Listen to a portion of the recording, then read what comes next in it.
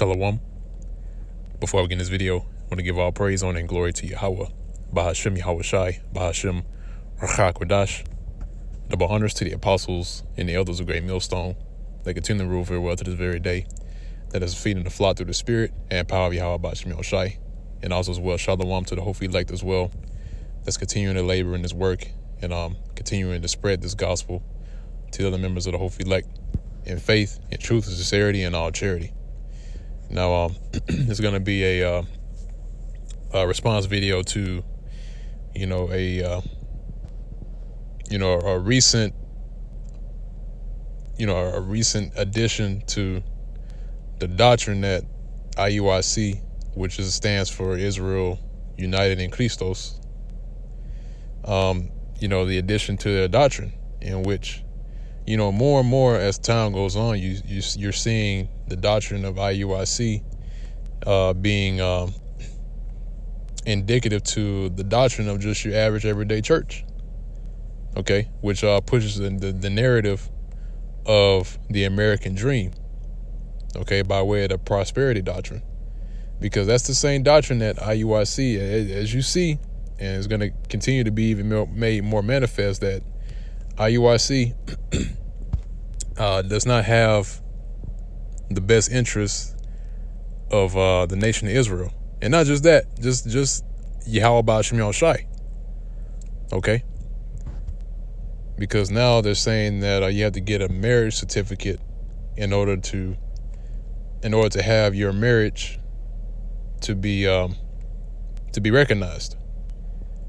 No longer in the eyes of IUIC is no longer a thing where Yahweh Bahashem Yahweh Shai honors the marriage of a man and a woman, but now you have to go to your local government, your local state officials to be recognized as married, knowing good and well that Yahweh Bahashem Yahweh Shai is not with this place.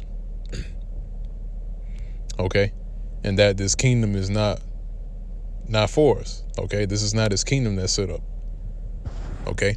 But that's one of the reasons why I have a still image of one of the key factors, or should I say a main factor when it comes to marriage, okay? Now,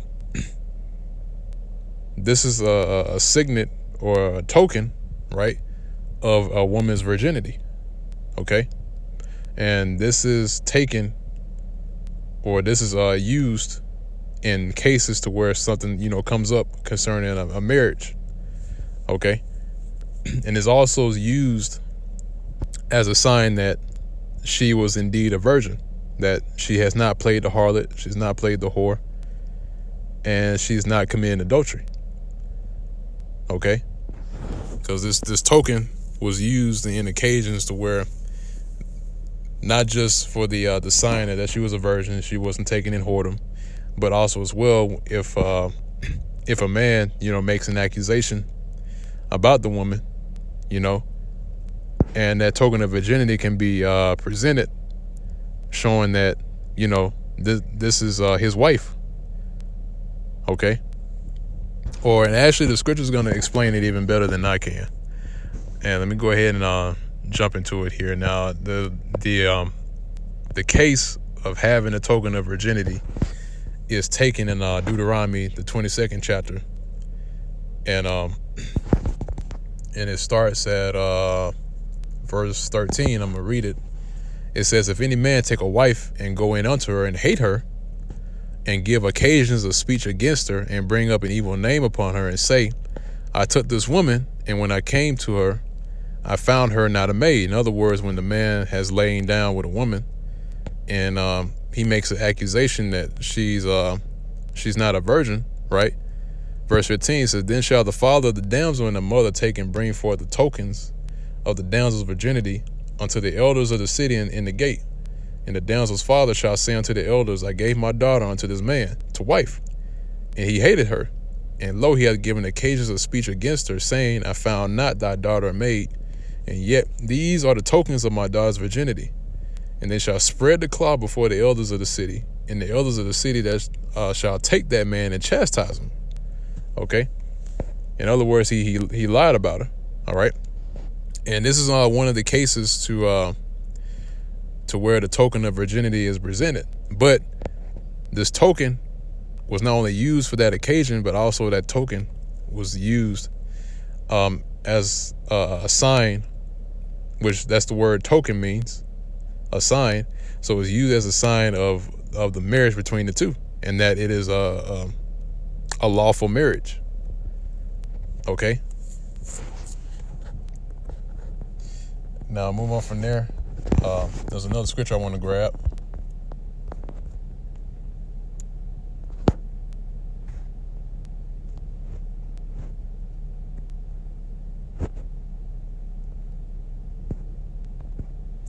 I believe this may be it here.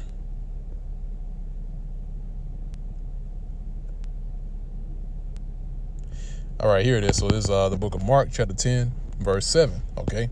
So again, IUIC is adding even more to the doctrine, man. All right. That's why the Lord's going to add, like the scriptures say, the Lord's going to add more plagues unto them, which are written about in this book. Okay. So again, in the case of marriage, marriage is indeed acknowledged in the sight of Yahweh Ba'Shem Yahushai. Okay. A governing body does not signify a couple's marriage. Okay. The Lord signifies that marriage. Okay. How do we know that? Well, the Lord is the one who created us. He created that function. Okay. He created a function of a man having a rod right between his legs, and he created the function of the woman receiving the rod. Okay. That's why the scriptures goes into the ones who are getting into the changing of kind in the Apocrypha. And when the scriptures speaks concerning the changing of kind, that's talking about a man who cuts off his rod and become a woman, or a woman becoming a man. Okay. And you have that going on today. Okay. So that's why the Lord, there's another reason, and a major reason, that the Lord is condemning this land, Babylon the Great, which is known as America. All right. Because Babylon in itself, the word Babylon, the definition is confusion. Okay.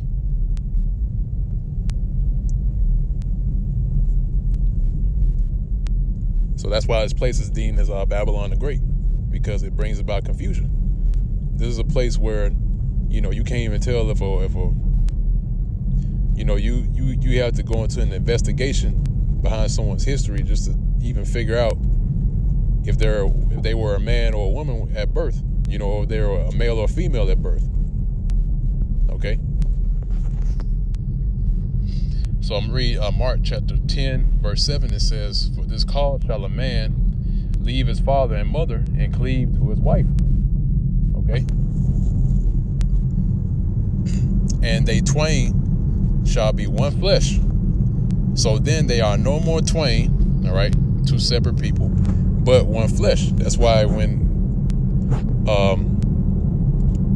a marriage happens between a man and a woman, all right, the seed that comes after him is after his name.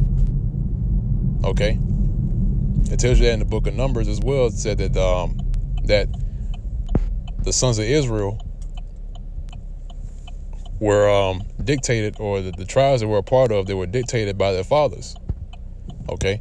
So if your father is one of the tribes from Judah down to Issachar, then that will make that child an Israelite. Okay. Case in point, I'll give you an example. A perfect example is Blake Griffin. Okay. You would look at him and you would believe that he's an Edomite just from looking at the outer appearance, but his spirit shows that he's an Israelite. And also as well, when you look into his lineage by his father, I'm trying to remember which tribe his father is from. I believe it's one of the southern kingdom tribes. I don't remember which one, but his father his father is an Israelite. Okay. Also, Jim Carrey. Jim Carrey, when you look into the lineage of his fathers, he's Ephraimite. Okay. One of his forefathers, his grandfathers is a Puerto Rican. Okay. So in the case of this, when two flesh become one, all right, whatever proceeds after that, or the seed that proceeds after that, that's the seed of whatever nation that man belongs to. Okay. But not to get too far off topic, I'm gonna continue to read verse 9. It says, "What therefore the Most High have joined together, let no man put asunder." See, and that's another thing. So the Lord is the one who consummates the marriages, all right? Because he set it up in this fashion to where if a man and woman come together and they lay with each other, if that woman's a virgin, then it's a lawful marriage, okay? But guess what? If the Most High brings those two together, no man can put that asunder. So that's why it's even a thing in itself to where, now in this time, a woman can divorce a man for any reason, okay? Yeah, and I say any reason because she can literally do that, okay? It's very hard for a man to have any sort of leeway, for lack of a better term, in case of marriages in today's time here in America, okay? Because America has been created and is catered after the woman, okay?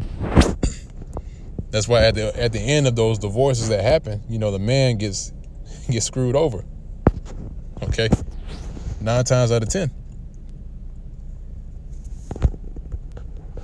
All right, so going back, bring out another case of John chapter 4, verse 16. Okay. Here's another point. Yahushua say unto her, and this is concerning this heathen woman that was at the well.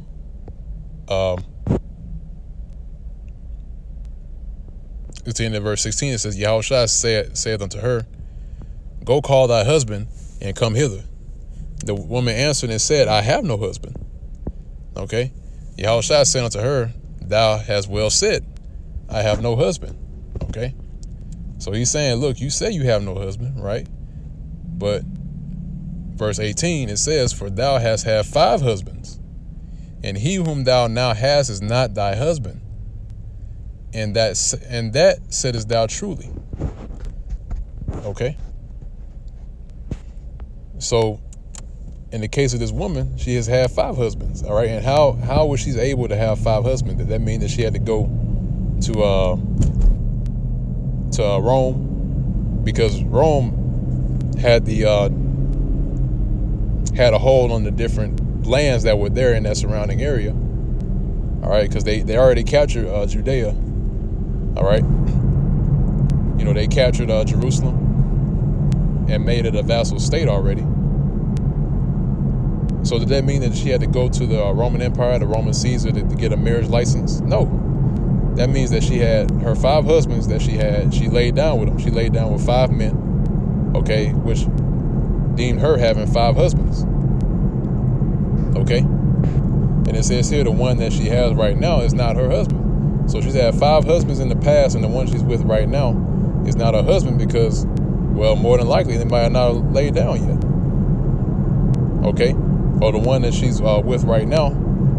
And that's the case with all these women today. Well, I want to say the majority of these women, that they'll say that they reset the clock, so to speak, or they'll lay down with 10 to 20, 30 men, and then when she gets older, she wants to settle down with one man. All right. And that's just like this woman that was here at the well. Okay, she laid down with a certain number of men. All right, and now she's with another man, and she's just, she's just with him. Okay, they haven't laid down or done anything. All right, but again, all these precepts is to drive the point home that marriage is consummated by the act of sex in the eyes of Yahweh Ba'Shem Yahushai. And again, the Lord made it that way, and even with the practice or the custom of having a token of virginity cements it. Okay, so if you really want to have a true marriage ceremony, right, you would the family would lay out the cloth in the bed chambers, and the bridegroom and the bride to be will go into that chamber, and they will have sex, and then by her hymen being broken, all right, the blood from the hymen that's broken will go onto the cloth. All right, they will fold up the cloth and keep it. Okay, and that's how it was done. And now then they're recognized as a married couple. So, and there's another case to where Joseph and Mary, all right, they became married. They were husband and wife, but they didn't go through the ceremony. Okay, but that's another topic for another video. But I'm gonna go ahead and close out on this note. Lord's word is edifying to the elect of the nation of Israel. And again, with IUIC coming out with these different doctrines that are not according to the scriptures, here is another thing, man. They just keep adding the tab, man. They just keep adding one thing on top of another, thinking that it's okay. All right, they played with the word for this long, man. It's only a matter of time before the Lord Yahweh Ba'Shem Yahushai springs into action and do something terrible to them, man. Okay, they already been getting, hand slaps from Yahweh Ba'Shem Yahushai already. All right, but the Lord's about to take it to a whole nother level. All right, and we're about to see that, man. Okay, so again, hopefully it was edifying. I want to give all praise, honor, and glory once again to Yahweh Ba'Shem Yahushai Ba'Shem Ruach HaKodesh. Double honors to the apostles and elders of Great Millstone that rule to this day. And shalom, peace and safety and salutations to the hopefully elect that's continually laboring his work. Give me your diligence to make your calling and election sure, and faith and truth and sincerity in all charity. And with that, we'll say shalom.